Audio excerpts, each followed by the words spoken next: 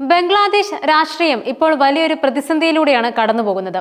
മുൻ പ്രധാനമന്ത്രി ഷെയ്ഖ് ഹസീനയുടെ മകളും ലോകാരോഗ്യ സംഘടനയുടെ സൗത്ത് ഈസ്റ്റ് ഏഷ്യ റീജിയണൽ ഡയറക്ടറുമായ സൈമ വാസദിനെതിരെ ഉയർന്ന ഗുരുതരമായ അഴിമതി ആരോപണങ്ങളും ഷെയ്ഖ് ഹസീനയ്ക്കെതിരെ ചുമത്തിയിട്ടുള്ള മനുഷ്യരാശിക്കെതിരായ കുറ്റകൃത്യങ്ങളും രാജ്യത്ത് വലിയ ചർച്ചാ വിഷയമായി മാറിയിരിക്കുന്നു. ഈ സംഭവ വികാസങ്ങൾ ബംഗ്ലാദേശിന്റെ രാഷ്ട്രീയ ഭാവിയിൽ വലിയ അനിശ്ചിതത്വമാണ് സൃഷ്ടിച്ചിരിക്കുന്നത്.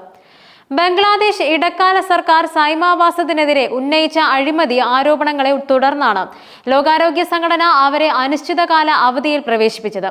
ഹെൽത്ത് പോളിസി വാച്ചിന്റെ റിപ്പോർട്ട് അനുസരിച്ച് ജൂലൈ 11 മുതൽ വാസദ് അവധിയിലായിരിക്കുമെന്നും WHO director general Tedros Ghebreyesus ജീവനക്കാർക്ക് ഇമെയിൽ അയച്ചു.